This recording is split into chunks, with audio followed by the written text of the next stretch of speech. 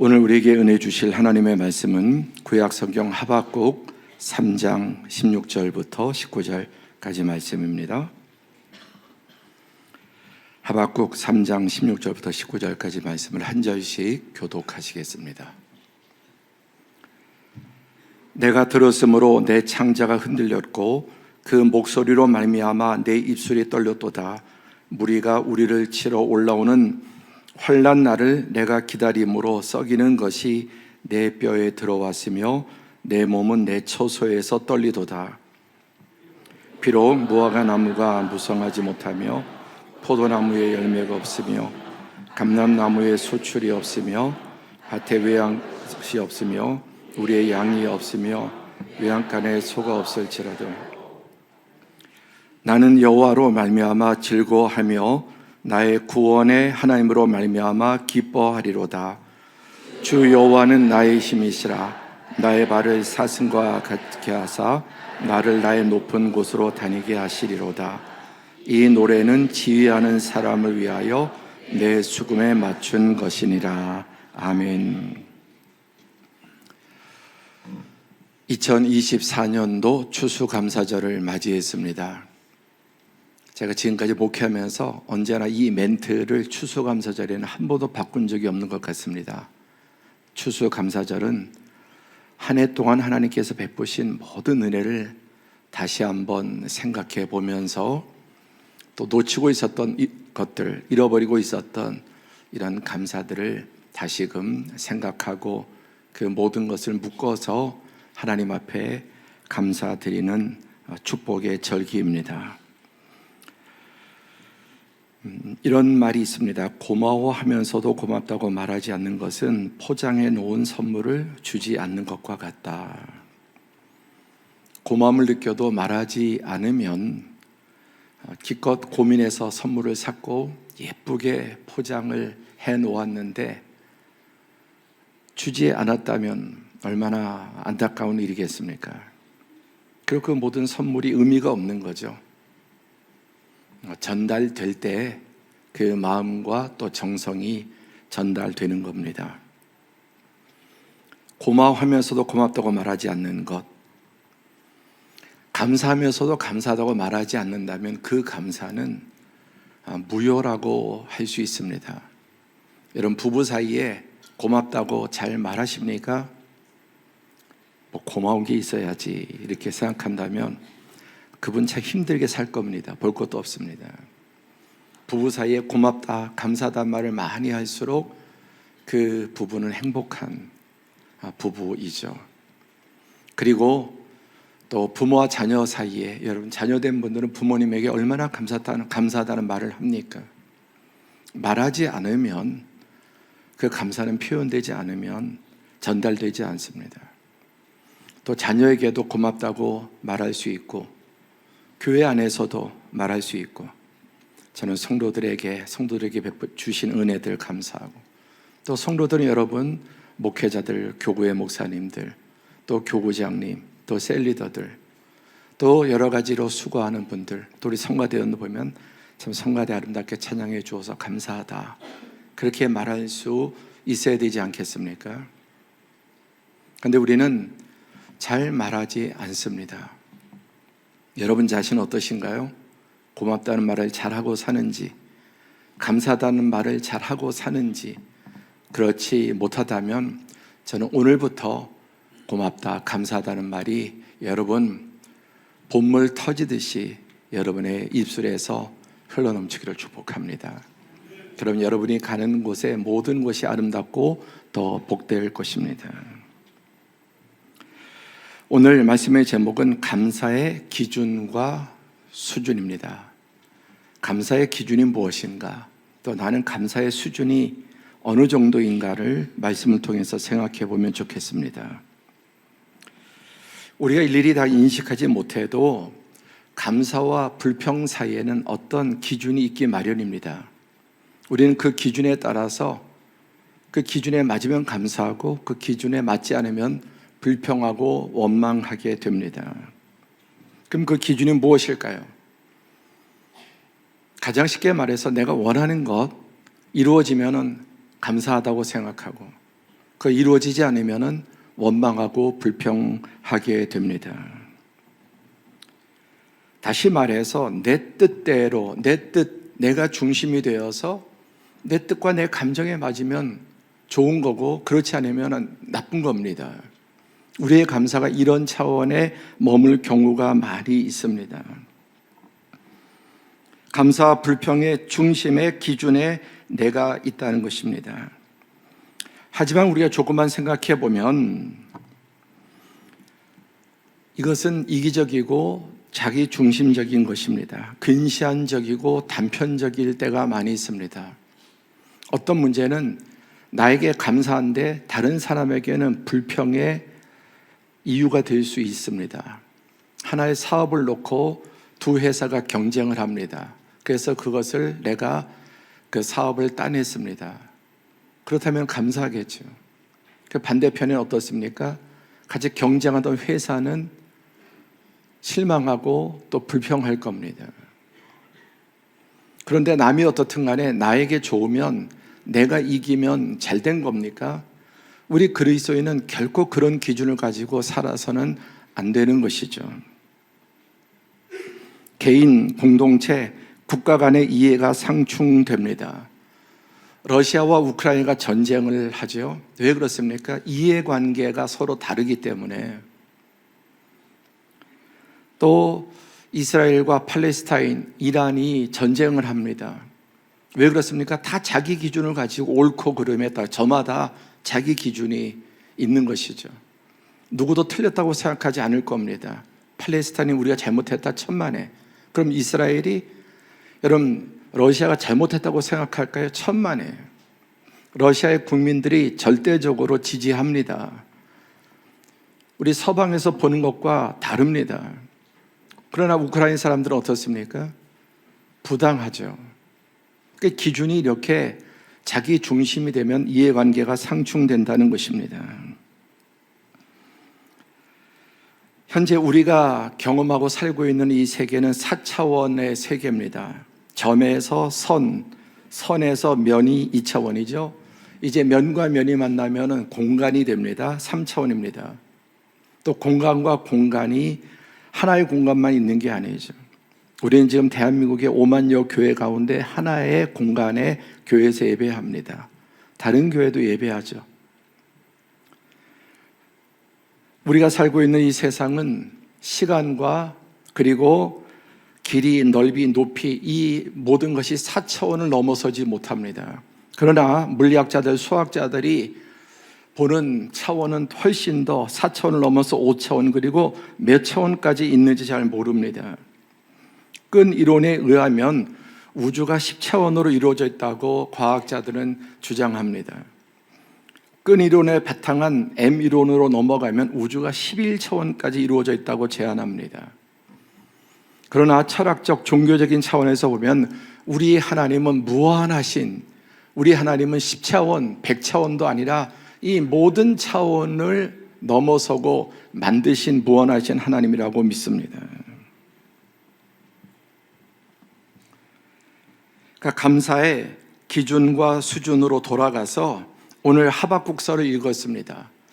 3장까지 있는 짧은 성경인데 오늘 설교를 듣고 이제 집에 돌아가셔서 이 하박국서를 3장까지 길어야 10분, 15분이면 읽을 수 있습니다. 한번 읽어보시면 아, 이런 말씀이었구나라고 말씀을 보는 눈이 확 열리게 될 겁니다. 하박국서는 구약 성경의 분류 가운데 소선지서 중 하나입니다. 하박국 선지자가 기록한 책인데 하박국 선지자는 바벨론의 침략으로 유다의 멸망이 임박한 상황에 활동한 선지자입니다. 그의 조국 유다가 멸망 직전 누구에 의해서? 바벨론 제국에 의해서 멸망하기 직전에 활동했던 선지자입니다. 유다는 말할 수도 없이 부패했고 이제 그 부패한 유다는 이 강대국인 바벨론의 침략 앞에 정말 태풍 앞에 촛불처럼 그렇게 그러한 운명 속에 놓여 있었습니다. 이런 상황에서 우리는 하박국의 그 감사의 기준과 차원이 어떻게 바뀌고 있는가를 보게 됩니다. 다시 말해서 사람이 겪을 수 있는 최악의 상황에서 이 하박국 선지자는 어떻게 반응했는가, 그리고 반응이 변화가 됩니다. 자, 감사의 기준은 크게 두 가지가 있습니다. 나의 기준 또는 다른 사람의 기준, 즉 사람의 기준과 하나님의 기준입니다. 이 기준이 차이가 있습니다. 나의 기준은 1차원, 2차원, 3차원, 4차원을 넘지 못한다면 하나님의 차원은 말씀드린 대로 10차원, 11차원 무한한 차원입니다. 오늘 하박국도 선지자지만 그의 기준이 어떠했는가를 먼저 보게 됩니다. 그래서 하박국 1장에는 선지자가 하나님께 항의하는 내용이 나옵니다. 자기의 조국 유다의 불의와 죄악에 대한 하나님의 침묵을 항의합니다. 하나님 지금 뭐하고 계시는 겁니까? 나라가 이렇게 부패하고 정치판이 완전히 엉망이 되고 도덕적으로 사회적으로 또 가진 자들이 악을 행하고 온통 정치적인 경제적인 사회적인 문화적인 악으로 가득한데 하나님 뭐하고 계신 겁니까? 라고 항의합니다. 하박국의 눈에는 하나님이 가만히 계시는 겁니다. 여러분 지금 상황 속에 하나님이 도대체 뭐하고 계신지 모른다고 생각되는 분들이 있죠. 정말 하나님 계시는 것은 맞는가? 아니 하나님 계신 거는 내가 믿겠는데 뭐하고 계신 거지? 하나님이 일하고 계시다고 하는 것을 별로 느끼지 못할 때가 있습니다. 2장으로 넘어가면 하박국이 두 번째 하나님 앞에 격렬한 항의를 합니다. 그 첫 번째 하박국의 질문에 대해서 하나님께서 그 유다를 바벨론으로 심판하실 것이다.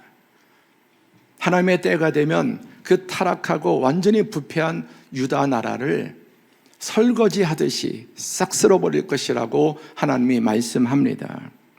누구를 통해서? 바벨론 제국을 채찍으로 몽둥이로 삼아서. 그랬더니 하박국이 더 하나님 앞에 격하게 항의합니다. 하나님, 바벨론 같은 악한 나라가 어떻게 심판의 도구가 될 수 있습니까? 더 큰 악으로 작은 악을 하나님께서 쓸어버리는 것이 말이 됩니까? 이렇게 항의합니다. 이것이 하박국의 기준이었습니다. 자기 나라를 볼 때, 또 국제 정세를 바라볼 때 모든 것이 썩었고 부패했고 도대체 하나님은 무엇하고 계시는지 답답했습니다. 그리고 하나님이 일하신다고 말해도 그것이 하박국의 마음에 들지 않았습니다. 뭐 하나님 그런 식으로 일을 하십니까? 그게 말이 됩니까? 악을 없애기 위해서 더 큰 악을 가지고 악을 행한다는 게 말이 됩니까? 이런 것입니다. 그러나 하나님은 이 하박국의 항의와 질문에 대해서 자상하게 말씀하셨습니다. 사랑하는 성도 여러분, 여러분이 하나님에 대해서 어떤 생각을 가지고 있든지 생각만 하지 마시고 하나님께 항의하십시오. 신앙생활은 찍소리 안 하고 그냥 궁금한데도 묻지도 않고 따지지도 않고 그냥 아멘 하는 것이 아닙니다. 지금 여러분 상황에서 불만이 있으면 불만이 있다고 말씀하셔도 됩니다. 항의할 게 있으면 격하게 항의해도 됩니다. 왜 아멘 안 하세요? 그럴 일이 하나도 없으신가요? 이제 그런 것은 다 넘어섰습니까?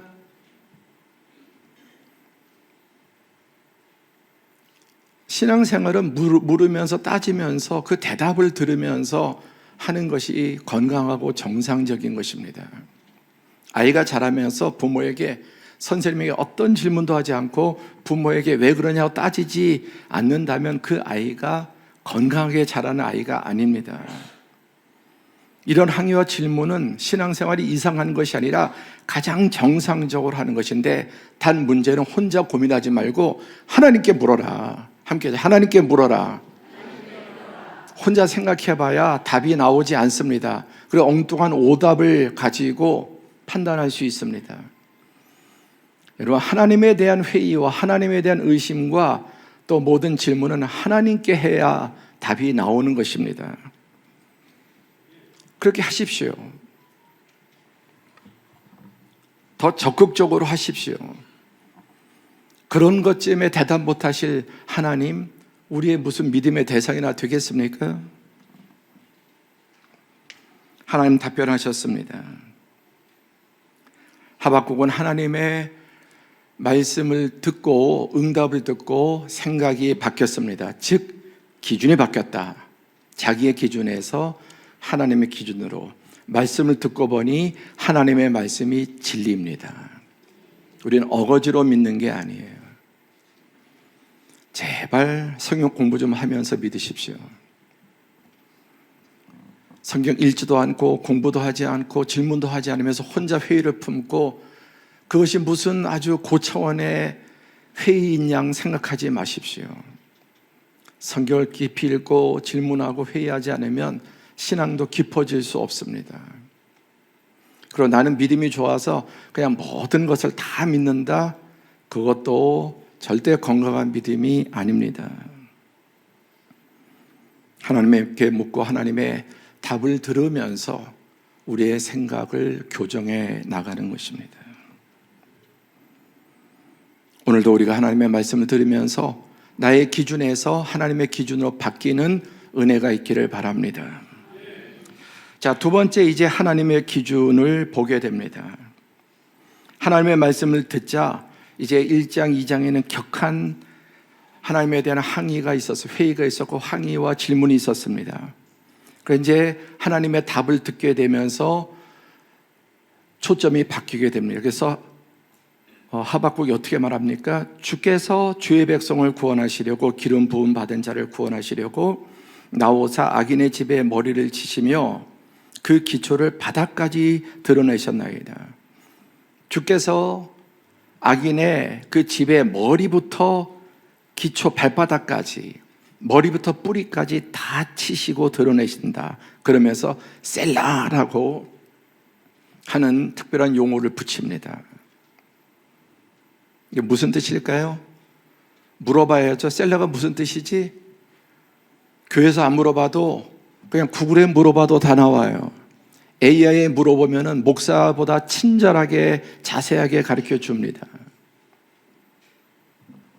또 14절에 그들의 회오리 바람처럼 이르러 나를 흩으려 하며 가만히 가난한 자를 삼키기를 즐거워하나 오직 주께서 그들의 전사의 머리를 그들의 창으로 찌르셨나이다. 자기의 창으로 자기의 머리를 그들의 찌르게 하는, 자기의 무덤에 자기가 빠지게 하시는, 자기가 만든 올무에 자기가 걸리게 하신다는, 누가? 오직 주께서. 15절에 주께서 말을 다시고 바다 곧 큰 물의 파도를 밟으셨나이다. 하나님의 응답을 듣게 되자 세상을 보는 눈이 바뀌었습니다. 여러분, 유물론의 눈으로 세상을 보는 것과 유실론의 눈으로 세상을 보는 것이 다릅니다. 제가 좋아하는 유튜버 가운데 이재천 교수님이라고 계시죠. 아마 우리나라 최고의 진화 생물학자입니다. 한번 이재천 교수를 쳐보시면, 근데 그분은 무신론자예요. 그리고 진화론자입니다. 다윈의 제자입니다. 근데 그가 교회를 30년 넘게 교회를 다닙니다. 그러면서 뭐라고 말하냐면은 너무나 신실한 그 아내를 따라서 교회를 나갔는데 자기 같은 무신론자, 유물론자는 인생의 의미와 목적이 있을 수가 없는 거예요. 유물론자가, 무신론자가 인생의 의미와 목적이 있다면 그 사람은 참된 무신론자가 아닙니다. 유물론자가 아닙니다. 모든 것이 우연히 어쩌다가 저쩌다 생긴 것이기 때문에 인생도 어쩌다가 저쩌다가 우연히 그렇게 되는 거예요. 그분의 말로 절대로 이런 진화 생물학자는 인생의 의미를 가질 수가 없다는 겁니다. 근데 자기 아내를 보거나 신실하게 믿음으로 살아가는 사람들을 보면은 뭔가 다르다. 그래서 그는 열심히 교회 나가서 말씀을 듣고 메모하고 인생의 의미를 찾으려고 한다는 것입니다.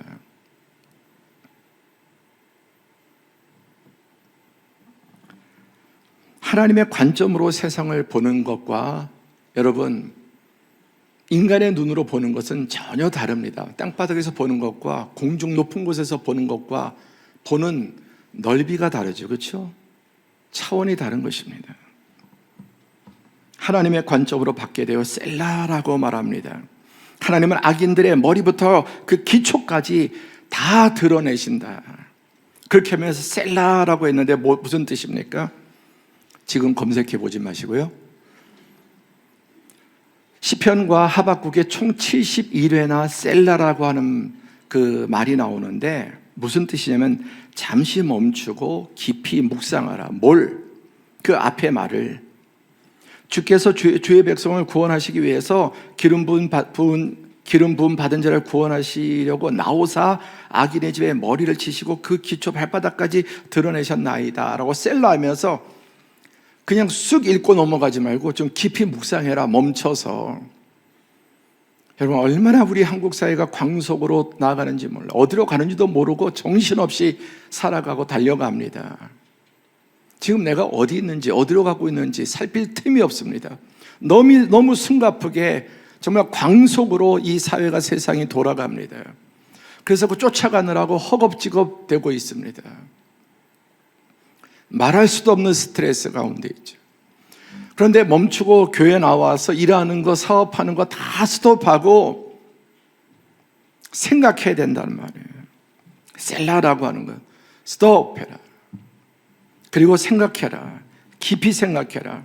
주목하라. 강조하는 용법으로 사용이 됩니다. 여러분, 주일마다 우리가 멈춰서 셀라할 수 있는 은혜가 있기를 바랍니다. 그래야 기준이 바뀝니다. 그래서 하박국의 첫 번째 질문, 유다의 죄악에 대해서 하나님이 왜 침묵하고 계시느냐? 하나님께서 뭐라고 대답하셨습니까? 시작. 바벨론을 심판의 도구로 사용할 것이다. 하박국이 더 열받아서 두 번째로 질문합니다. 아니, 바벨론 같은 악한 나라가 어떻게 심판의 도구가 될 수 있습니까? 하나님의 응답, 바벨론도 심판받을 것이다. 의인은 이 믿음으로 살아야 한다. 세상이 제멋대로 돌아가는 것이고 악한 것이 더 악한 것이 이기고 양육강식 이렇게 되는 게 아니라 하나님께서 이 세상의 모든 것을 보고 계시고 통치하고 계신다는 것입니다. 하나님은 악으로 악을 제압하시지만 그 악도 결국은 심판하십니다. 의인은 이 믿음으로 살아야 된다. 어떤 믿음입니까? 하나님께서 공의로 세상을 다스리신다고 하는 믿음입니다. 여러분, 믿음은 사람을 가만두지 않습니다. 진정한 믿음은 우리를 변화시킵니다. 어떤 믿음이에요? 하나님이 모든 것을 보고 계시고 알고 계신다. 여러분, 아무도 없는 골방에서 어떤 사람입니까? 여러분, 이 최 목사는 아무도 없는 골방에서 저는 어떤 사람일까요? 강단의 모습과 완전히 일치할 수 없겠지만 그것이 너무나 상반된다면 하나님 앞에도 역겹겠죠. 성도들이 그런 모습을 보면 역겹겠죠. 강단에서 외치는 모습과 삶 속에서, 가정에서, 아무도 보지 않는 곳에서의 모습이 어떠한지 그게 일치하면 일치할수록 그게 진짜 목사이지 않겠습니까? 그럼 여러분은 어떻습니까? 믿음은 사람을 가만히 방치하지 않습니다. 믿음은 우리의 양심을 간섭합니다. 우리의 행동을 간섭합니다. 아무도 없는 곳에서도 우리를 감시합니다. 여러분, 우리를 24시간 평생 감시하는 폐쇄로 그 TV, 카메라가 우리를 계속해서 쫓아다닌다면 우리의 삶이 어떻겠습니까? 하나님 우리의 모든 것을 다 보고 계시지 않습니까? 우리의 생각까지 다 들여다보십니다. 우리의 작은 신음도 하나님은 알고 계십니다. 이 믿음, 하나님이 모든 것을 창조하시고 모든 것을 통치하시고 다스리시고 악은 반드시 심판하시며 하나님의 의로운 자는 그들을 구원하신다고 하는 이 믿음, 이 세상이 하나님의 뜻대로 주권대로 다스려진다고 하는 사실, 결국은 하나님의 뜻대로 모든 것이 이루어진다고 하는 이 믿음을 가지고 사는 사람이 내 삶이 어떻겠느냐는 겁니다. 믿음으로 구원받는다고 하는 것은 믿습니다, 아멘 하고 끝나는 게 아니라 그 진정한 아멘은 그의 삶의 변화를 가져옵니다. 여러분, 다시 한번 묻습니다. 여러분의 삶은 변화되고 있습니까? 두려워하지 말고 여러분 아멘 할 수 있기를 바랍니다. 속도는 느리더라도 넘어질 때도 있고 또 뒤로 물러설 때 있지만 전체적으로 내 삶을 보면 믿음이 나를 하나님 앞에 살아가는 사람으로 변화시키고 있다. 아멘. 그 사람이 의인이죠. 이 믿음을 가진 사람은 의롭게 됩니다. 여러분, 이 믿음으로 우리의 삶이 더 의롭게 되기를 축복합니다.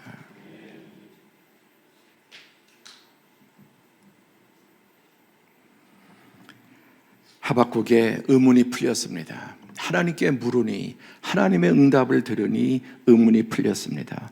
그리고 하박국의 기준이 바뀌었습니다. 그래서 3장에 넘어가면 하박국의 기도와 찬양 1장, 2장과는 전혀 다른 차원으로 하박국이 바뀌게 됩니다. 하나님의 구속사적인 행위와 신실하심에 대한 믿음과 찬양으로 이 3장이 결론 지어지게 됩니다. 그래서 17절에 보면 비록 무화과 나무가 무성하지 못하며 포도나무 열매가 없으며 감람나무의 소출이 없으며 밭에 먹을 것이 없으며 우리의 양이 없으며 외양간에 소가 없을지라도 못하다 없다라는 말이 6번이 나옵니다. 6번. 아무것도 없다는 겁니다. 지금 상황은 하나도 바뀌지 않았다는 겁니다. 상황이 바뀐 게 아니라는 게 중요합니다. 상황이 바뀐 게 아니라 눈이 바뀌었다. 아멘.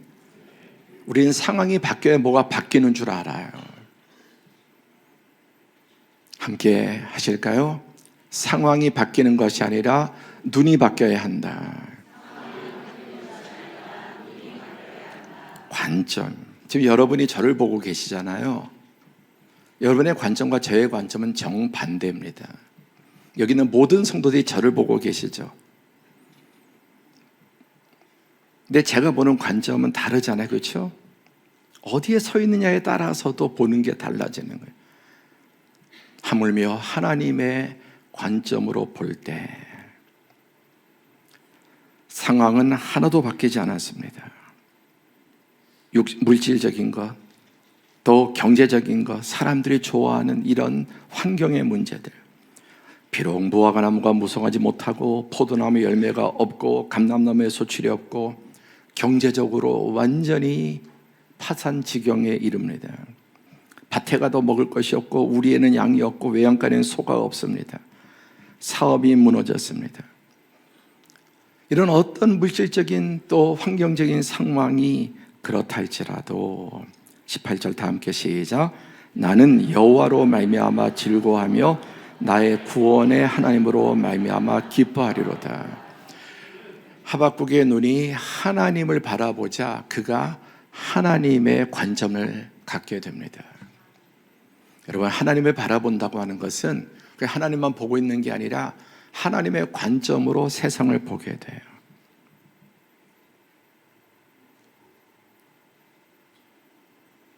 금방 말씀드린 것처럼 지금 여러분이 이 자리에 있다고 생각하고 한번 관점을 달리 생각해 보세요. 그럼 어떤 장면이 보여지겠습니까? 한번 주위, 앞뒤, 좌우 한번 보시겠어요? 그거보다 더 많이 보이는 거예요. 관점을 바꾸면. 하나님의 관점을 갖자 하나님을 보게 되면 하나님의 관점을 주십니다. 그래서 하나님의 눈으로 보게 됩니다. 그래서 상황은 아직까지 하나도 바뀐 게 없지만 나는 여호와로 말미암아 즐거워하며 나의 구원의 하나님으로 말미암아 기뻐하리로다. 여러분 생각해 보세요. 질문하겠습니다. 이 세상에 많은 종교들이 있죠. 고등 종교, 하등 종교 등등 수많은 종교가 있는데 이 세상의 모든 종교 가운데 가장 감사를 많이 하는 종교는 어떤 종교일까요? 그러니까 여러분의 상식 아는 선에서 한번 생각해 보세요. 어느 종교일까요? 모르시겠어요? 단연코 기독교입니다. 기독교만큼 감사를 많이 하는, 찬양을 많이 하는 종교는 없습니다. 결코 없습니다. 성경을 보십시오. 하나님께 감사하라, 찬양하라, 뭐 예배하라. 이 세상의 경전 가운데 우리가 뭐 다 읽을 수도 없지만 그런 다른 제가 본 경전 중에 그런 내용 거의 없습니다. 제가 나름대로 제 서재 이런저런 온갖 종교의 경전들을 모으고 뭐 그냥 겉핥기라도 읽어보려고 하는데 감사하라, 뭐 신에게 이런 내용들이 극히 희박해요.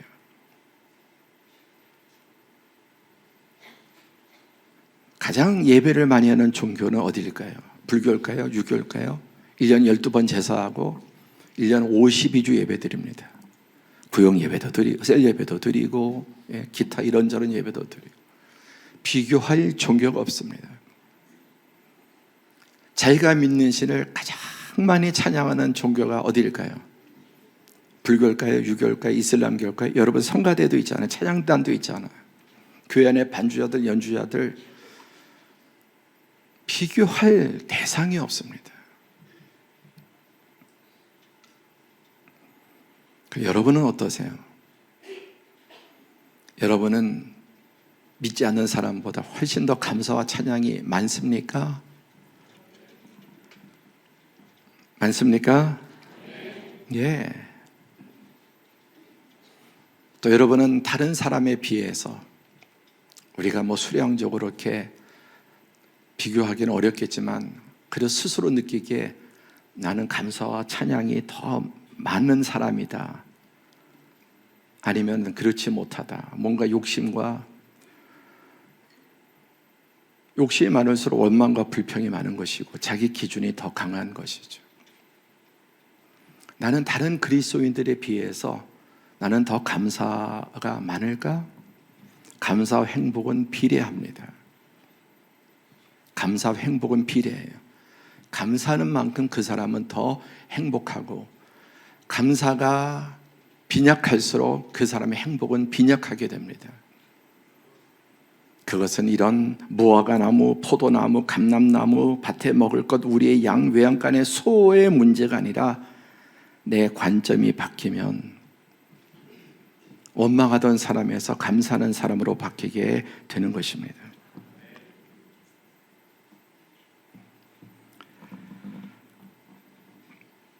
정리해보면 유다는 내적으로 부패와 불의가 가득했고 외적으로는 바벨론 제국의 위협 속에 있었습니다. 하박국 선지자는 그와 같은 불의한 상황 속에서 처음에는 깊은 신앙적 회의로 항의와 질문을 던졌으나 하나님의 응답을 듣고 생각이 바뀌게 되었습니다. 하박국은 결국 상황과 환경을 초월하여 성경에서 가장 뛰어난 감사와 찬양을 올려드림으로 이 책을 마칩니다. 구약의 선지자 가운데 한 17권의 선지서가 있죠. 대선지서 5권, 소선지 12권, 17권이 있는데 그 중에 가장 불평을 많이 했던 사람이 하박국이에요. 그런데 가장 극적으로 성경 전체에서 가장 놀라운 감사와 찬양을 올려드리는 사람도 하박국이에요. 어떻게 이렇게 바뀌었을까요? 관점의 변화라는 기준이 바뀌었다. 어떻게? 자신의 기준에서, 인간의 기준에서 하나님의 기준으로. 자, 대단히 중요한 말인데 한번 같이 읽어보실까요? 시작.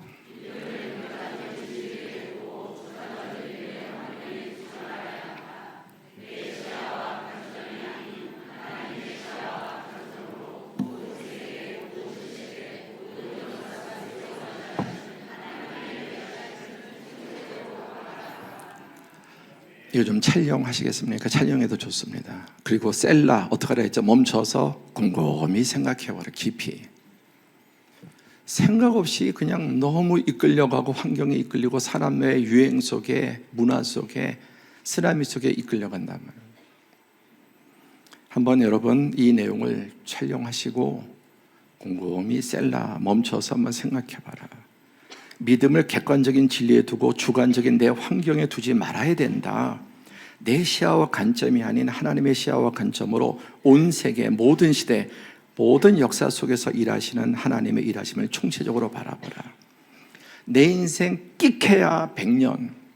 그리고 내가 살아가는 폭이라는 게 나 혼자. 여러분 지구상에 80억이 넘는 사람들이 있잖아요.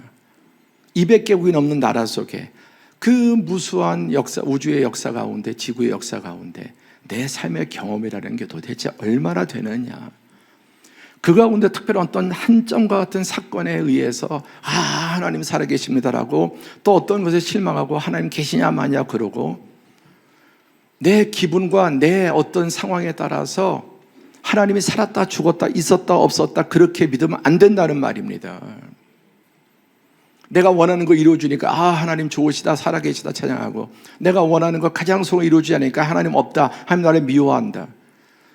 사랑했다가 미워했다가 살렸다가 죽었다가 하나님 같다가 내 기준에 같아서 이랬다가 저랬다가 엎었다가 뒤집었다, 그렇게 신앙생활하면 안 된다는 말입니다. 내 시야와 관점이 아닌 내 주관적인 환경에 두지 말고 하나님을 하나님으로서 우리가 인정하고 하나님의 차원에서 볼 때 그 사람이 올바른 믿음을 가지고 있는 것입니다. 그러니까 지금 나에게 이 고통스러운 상황이 하나님의 관점으로 볼 때 뒤에 어떻게 바뀌었는지, 지금 나에게 너무너무 내 마음에 들고 내 뜻대로 되고 잘 나가는 것이 내 인생의 가장 결정적인, 여러분 치명적인 아픔이 될 수 있다는 거예요. 가장 고통스러운 문제가 내 인생의 가장 비약적으로 나를 변화시킬 수 있는 디딤돌이 될 수 있다는 것입니다. 두 번째, 하나님의 감사의 수준입니다. 여러분, 아이의 감사와 청소년 어른의 감사가 다르지 않습니까? 우리 찬양인도는 김성진 목사님 아들 라준이 몇 살이죠? 4살. 얘는 나를 봐도 인사도 안 해. 모른 척해요. 그런데 얘를 인사시키는 방법을 제가 터득했습니다. 라준아, 예배 끝나고 초콜릿 줄게. 그러면 90도로 엎드려서 경배. 또 며칠 지나면 또 모른 척해. 선교 갔다가 2주 만에 왔는데 어저께 보고 모른 척 하는 거예요. 그래서 또 카드가 있잖아요. 라준아, 초콜릿 사왔다. 이따 초콜릿 줄게. 그러니까 또 엎드려 경배하고. 이게 아이의 수준이에요. 그는 아직 4살이니까 그게 너무 귀엽잖아요.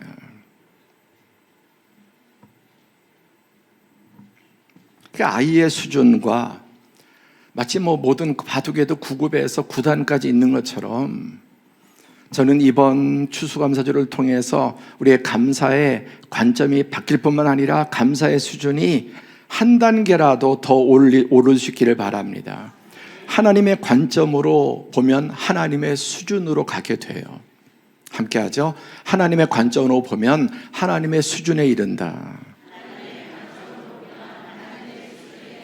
아멘. 지금 여러분 자신을 객관화시키라는 거예요. 주관적으로 보지 말고 내 상황, 내 형편, 나의 사업, 나의 가정, 내 자녀, 이렇게 주관적으로 오지 말고 온 우주 역사, 만물과 모든 것을 통치하시고 결국 합력해서 선을 이루신 하나님의 관점으로 나를 보면 내 수준도 어떻게 하나님의 수준으로 올라갑니다. 관점이 수준을 만드는 것입니다.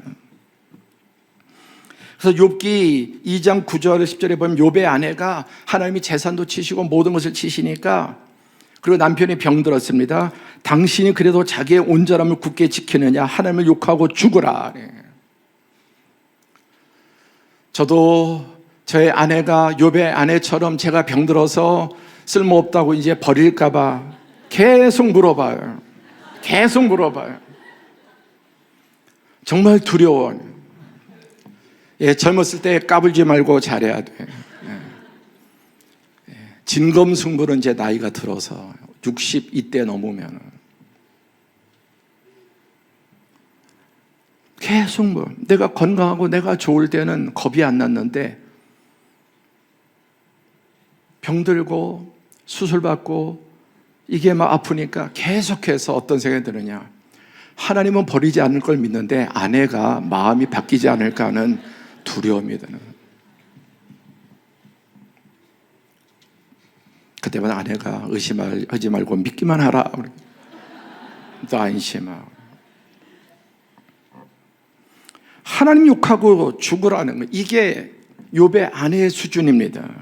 그러나 욥은 무엇입니까? 내가 모태에서 알몸으로 나와 싸운 즉 또한 알몸으로 그리로 돌아가올지라. 주시니도 여호와시요 거두시니도 여호와시오니 여호와의 이름이 찬송을 받으실지니이다 하고 22절 이 모든 일에 욥이 범죄하지 아니하고 하나님을 향하여 원망하지 아니하니라.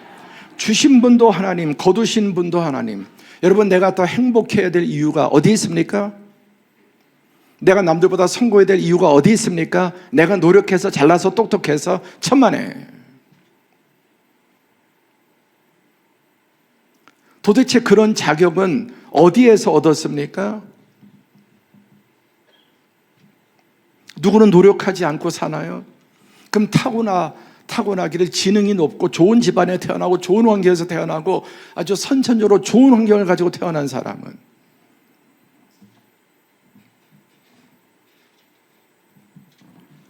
내가 모태에서 알몸으로 나와 싸운 즉 또는 알몸으로 결국 그리로 돌아갈 것이고 주신 분도 하나님이시고 거두가신 분도 하나님이시니까 주시거나 거둬가시나 하나님은 찬양받으셔야 된다. 관점이 하나님의 관점, 하나님의 수준에 올라가 있는 것입니다. 그렇게 되면 이 모든 일에 욥이 범죄하지 아니하고 하나님을 향하여 원망하지 아니하니라. 아멘.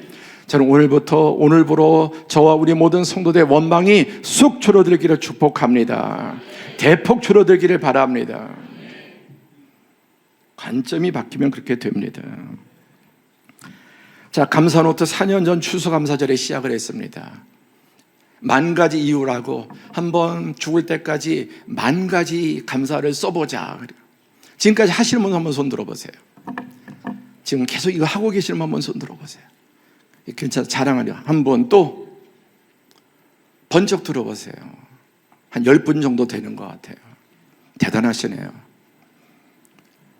독하시네요. 저도 하고 있지만 제가 이렇게 하자 그러고 제가 목사지만 일주일 동안 끊긴 적도 있고 심지어 2주 동안 끊긴 적도 있고 수술 받고는 진짜 아무것도 아무 생각이 없어요. 약에 취해서 감사고 뭐고 기도고 뭐고. 그렇지만 다시 또 어떤 때는 이게 무슨 숙제 같아. 아니, 감사가 어떻게 숙제가 될 수 있나. 그래서 하루에 10가지 썼다가 20가지 썼다가 밀린 것도 썼다가 그래도 계속 쓰고 있어요. 어떻게 오뚜기처럼. 야, 이게 10,000가지가 장난이 아니에요. 4년 동안 썼는데 5,538개밖에 못 썼어요. 4년 동안. 그런데 여러분, 더 솔직히 부끄러운 것은 이 감사의 제목들을 보면은 참, 이게 그래도 목사인데 이 정도밖에 안 되나? 감사의 제목이 애기 같은 거예요. 아까 초콜릿 주면은 인사하고, 그러니까 감사의 제목을 여전히 이런 어떤 포도나무, 무화과나무, 외양간에 소가 있고 없고 이런 것을 가지고 하루의 감사를 생각하려고 하는 그런 내용이 많다는 겁니다. 물론 그런 것들이 감사하죠. 그 감사하지 말라는 게 아니지만 아직까지 내 관점이 많이 부족하구나. 감사한 게 뭔지 생각하려면은 좋은 것만 떠올리려고 한다는 거예요. 물론 여기에 고상한 것도 있습니다. 그러나 자신의 목표, 내가 하고 싶은 일, 얻고 싶은 것에 사로잡혀서 하나님이 주신 모든 은혜, 더 깊고 놀라운 은혜들을 놓치고 있지 않습니까? 자, 하박국의 수준이 어떻게 됐는지 보십시오. 19절 시작. 주 여호와는 나의 힘이시라. 나의 발을 사슴과 같게 하사 나를 나의 높은 곳으로 다니게 하시려. 주 여호와를 바라봄으로. 그래서 아까 17절에 이것도 없고 저것도 없고 다 없고 하나도 바뀐 게 없지만 주 여호와를 바라봄으로써 하나님이 나의 힘이시고 그분은 나의 발을 사슴과 같이, 가장 잘 뛰는 동물이 사슴이잖아요. 또 높은 곳에 나를 나의 높은 곳으로 다니게 하시려다. 이 높은 곳이 어디입니까? 지극히 높은 하나님의 관점으로, 하나님의 수준에서 이 상황을 초월해서 하나님의 수준에서 감사하고 찬양하면서 이렇게 찬양을 마치게 됩니다. 뿐만 아니라 이 19절 끝에 이렇게 붙어 있습니다. 이 노래는 지휘하는 사람을 위하여 내 수금에 맞춘 것이니라. 유진 피터스 목사님의 메시지 바이블에 보면 이렇게 번역이 되어 있어요. 합주에 맞춰 회중이 부르는 노래. 그러니까 무슨 얘기냐면은 이 노래는 이거는 내용이 아니고 뒤에 모든 연주에 맞춰서, 모든 반주에 맞춰서 우리 회중이 반주에 맞춰 찬양하듯이 그렇게 부르라고 작곡했다, 이런 의미입니다. 하나님을 향한 격렬한 황의와 원망과 불평에서 시작된 그가 하나님의 말씀을 듣고 간점이 바뀌자 그의 수준이 하나님의 수준까지 보는 수로 올라갔고, 여호와는 나의 힘이시라, 나의 발을 사슴과 같이 하사 나를 나의 높은 곳에 다니, 그 환경을 뛰어넘어서 그 모든 것을 이기며 감사와 소망과 믿음 가운데 그렇게 살아가게 된 것입니다. 그리고 혼자가 아니라 합주에 맞춰서 모든 회중이 부르도록 작곡했다, 작곡했다, 그런 말입니다. 불평과 원망의 주동자에서 감사와 찬양의 주동자로 바뀌었습니다. 여러분은 여러분의 가정에서 어떤 주동자입니까? 여러분의 직장에서 어떤 주동자입니까? 심지어 여러분은 교회 공동체에서 어떤 주동자입니까? 혹시 불평과 원망의 주동자였다면 감사와 찬양의 주동자로 바뀔 수 있기를 바랍니다. 그럴 때 그의 삶과 그 주변 모든 환경을 바꾸고 하나님의 은혜를 누리게 될 것입니다. 말씀을 정리하겠습니다. 하박국의 핵심적인 교훈 6가지. 첫 번째, 시작. 신앙적 회의를 두려워하지 마라. 하나님께 물어라, 따지고 도전해라, 괜찮다. 두 번째, 하나님의 공의를 신뢰하라. 세 번째, 의인은 믿음으로 인내하며 산다. 하나님이 주관하신다 라고 하는 것을 믿을 때 우리는 그 모든 것을 여러분 초월해서 살아갈 수 있습니다. 네 번째, 하나님의 주권을 인정하라. 다섯 번째, 하나님의 시간과 계획을 신뢰하라. 여섯 번째, 아멘. 여러분, 영상을 하나 보시겠습니다. 장미란 선수가 2008년 베이징 올림픽에서 세계 신기록을 3개를 경신합니다. 한번 영상 보시죠. 계속 자기 자신과의 싸움을 이어나가게 되는 대한민국의 장미란입니다. 마지막 3차 시기, 끝까지 힘을 내주시기 바랍니다. 3차 시기 과연 몇 킬로그램을 신청했을지. 대한민국의 장미란. 중국어 응원 소리도 들리고 있습니다. 경기장의 모든 관중이 장미란 선수의 3차 시기 성공을 응원하고 있습니다. 186kg을 신청한 대한민국의 장미란. 기합 소리와 함께 준비 동작에 들어갑니다.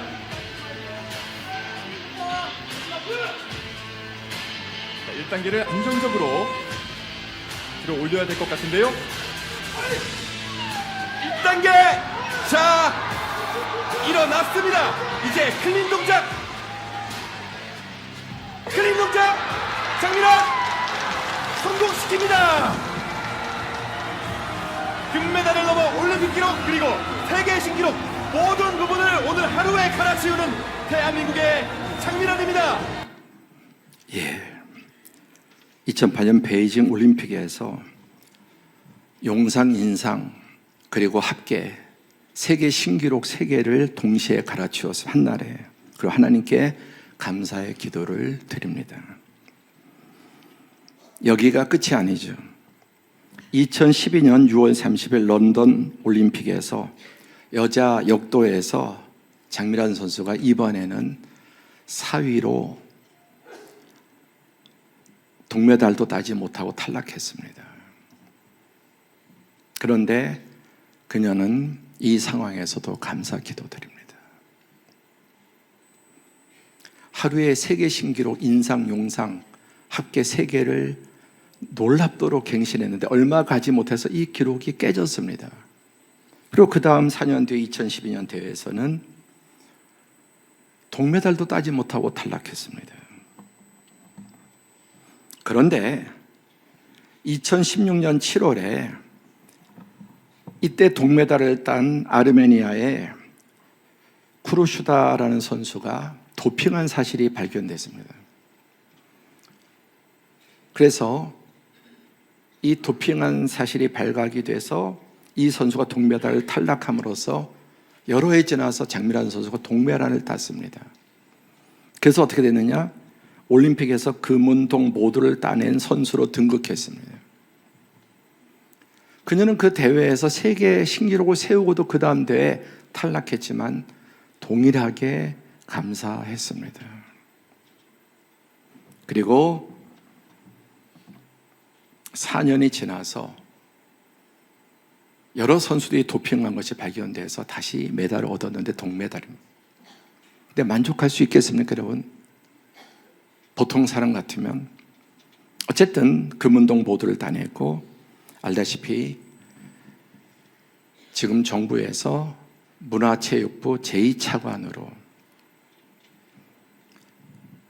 역도 선수에서 이런 자리까지 오르게 됐습니다. 41살입니다.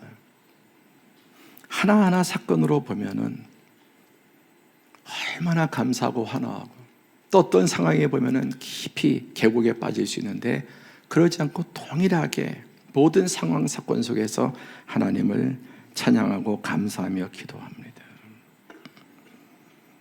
그야말로 이 상황을 뛰어넘어서 감사의 기준이 바뀌고 감사의 수준을 높여서 하나님의 관점으로 모든 것을 바라볼 때 하나님께서는 그런 사람에게 은혜와 평강과 복을 더해 주시는 것입니다. 우리 오늘 감사절을 맞이해서 감사의 기준을 바꾸자. 누구의 기준으로? 사람의 기준, 나의 기준, 하나님의 기준으로. 하나님의 기준으로 바꾸면 감사의 수준이 하나님의 수준으로 올라간다. 그러한 사람이 진정한 승리자가 될 줄로 믿습니다. 여러분, 이 믿음으로 우리 승리하는 성도들이 되시길 축복합니다. 우리 찬양하고 기도하겠습니다.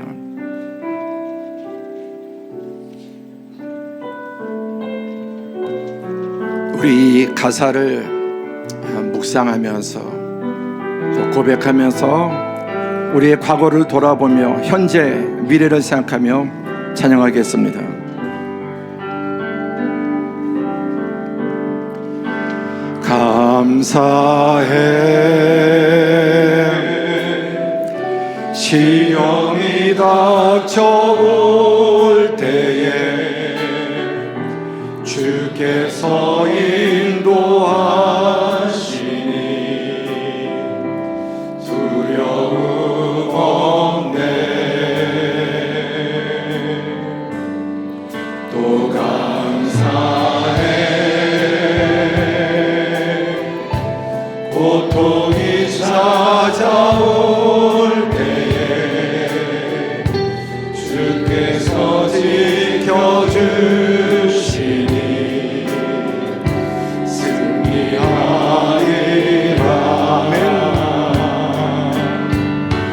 나의 모든 생활 속에서 주님이 함께 하시니 주님의 성령 나를 인도하시니 시험이 나를 찾아온 내 주님 지켜주시니 주님의 성령 나를 인도하시니. 감사해 시험이 닥쳐올 때도 감사해 시험이 닥쳐올 때에 주께서 인도하시니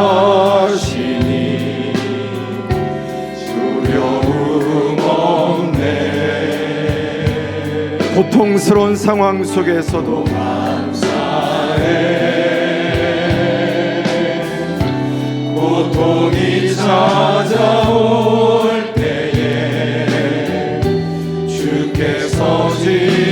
지켜주시니 승리하리라.